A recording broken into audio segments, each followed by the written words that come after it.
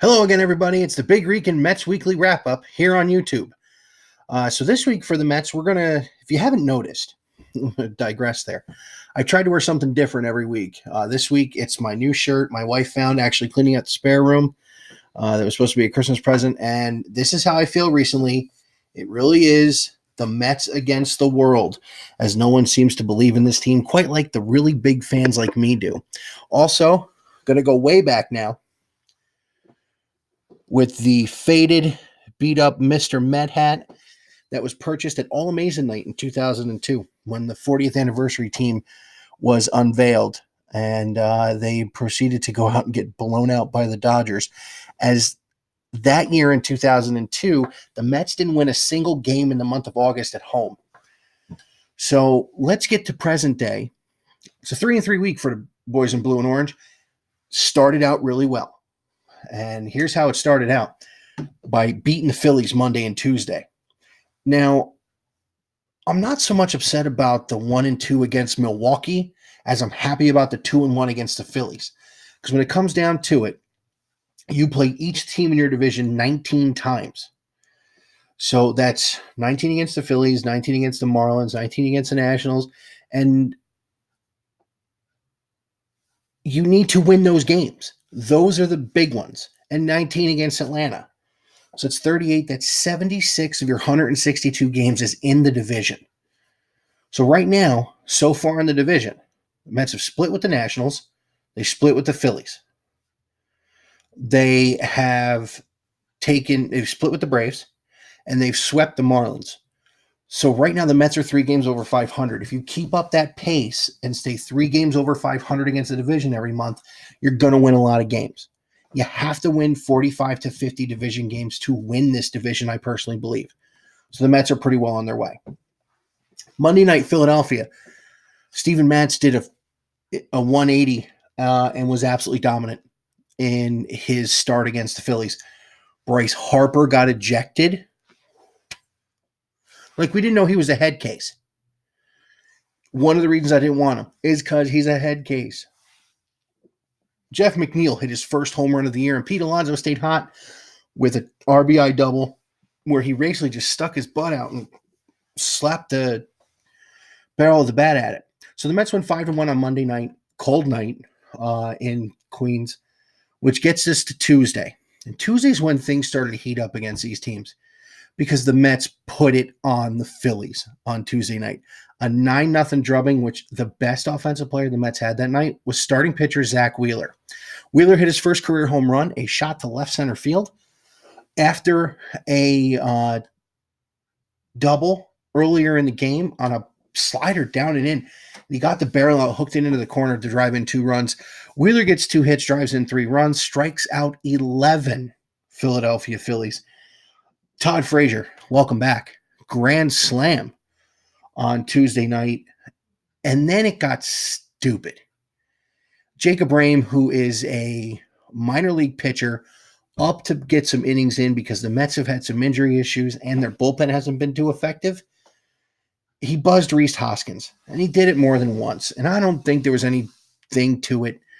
But unfortunately, the bench is cleared. And of course, it was a baseball bench clear where everybody comes to the line and stares at each other and then walks away.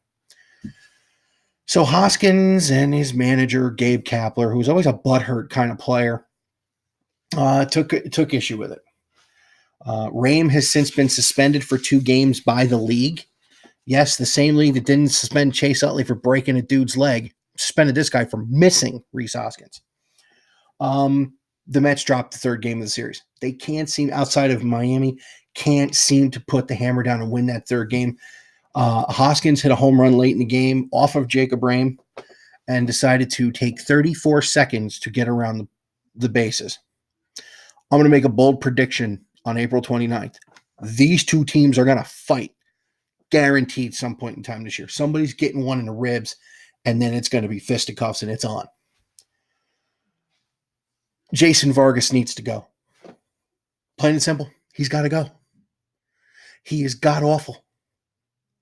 God-awful. The Mets really should bring in Craig Kimbrell. I believe Kimbrell will be the guy Put Seth Lugo back in the rotation. He's been very good out of the bullpen. I think he will be a better asset in the rotation. We can go with one lefty. Did it for years. Which brings us to Friday. And Friday is a little unnerving for me. First of all, the Mets didn't start their game until after 10 o'clock because of rain delays. That is 3 consecutive Jacob deGrom starts with delays, and deGrom once again was beaten up by the Milwaukee Brewers. Now, this isn't a punch and Judy team. These dudes were hitting bombs. Christian Yelich is a beast, an absolute beast. But going back to deGrom, his last 3 starts, all delayed, all very bad starts. Not Jacob deGrom-like. Do I think there's something mechanically wrong? Yes. Do I think there's something physically wrong? No. MRI came back clean. Alonso hit another bomb. Yelich is unconscious. That's in game 2. One, the Mets were in late. Just couldn't nail it down. So we dropped the first 2 to Milwaukee. Sunday, Steven Matz was phenomenal. Absolutely phenomenal. Seth Lugo was a setup man on Sunday and struck out the side in the 8th inning.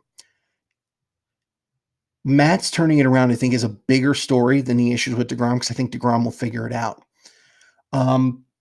Alonso hits a beer-soaked first ever Major League triple. And I mean beer-soaked as in a guy in left field threw beer on Ryan Braun when he was trying to catch the ball. They didn't rule interference. Alonso gets the triple. Mets win 5-2. So a 3-3 week for the boys in blue and orange. Not great, but we'll take it. With the bread and butter of what our team should be, having one of the worst ERAs in all of baseball, the Mets come into Monday half a game behind the Phillies for first place in the National League East. And unless they lose both games to Cincinnati tonight and tomorrow, the Mets will finish April above 500 with a starter's ERA north of 4.5.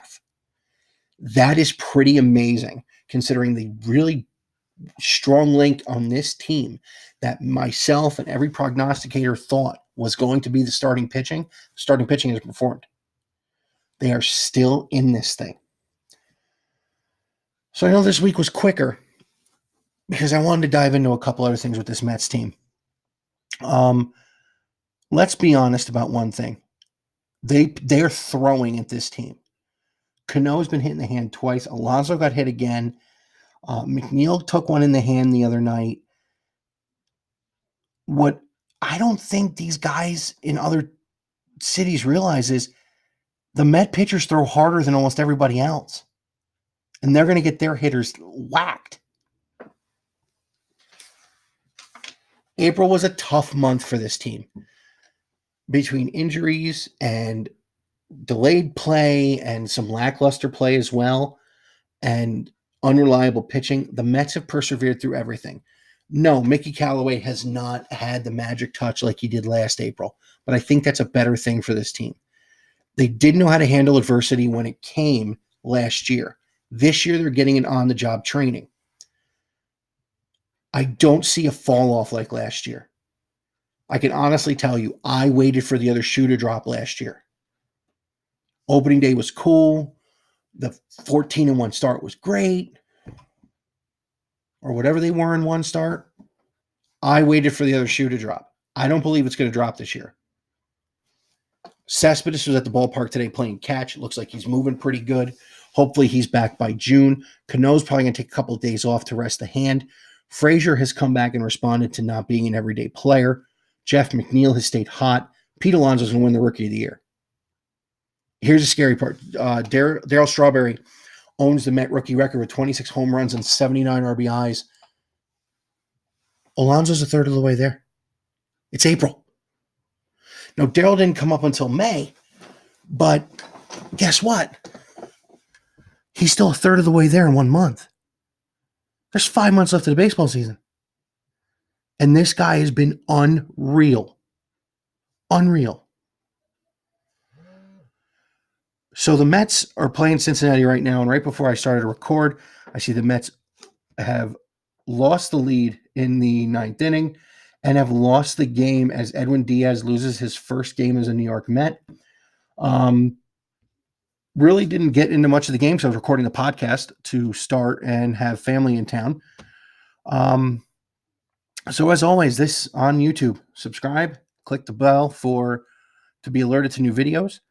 The podcast can be found on Google Podcasts, Spotify, Breaker, Pocket Casts, Radio Public. I'm going to get it back up on SoundCloud and do some updating there. We record and can be found on Anchor, on social media, Big Recon on Sports on Facebook, at BR on Sports 1 on Twitter, my personal Twitter handle at MetsJetsBucks41. We will see you next week. We will have another Mets wrap-up show, and we're going to talk to you about some of the things we're going to be coming up with as the season goes on, especially a special night in June where I will actually be at the ballpark, and I will try and do some video from there to upload to you guys. Have a great rest of your week, everybody. Let's go Mets.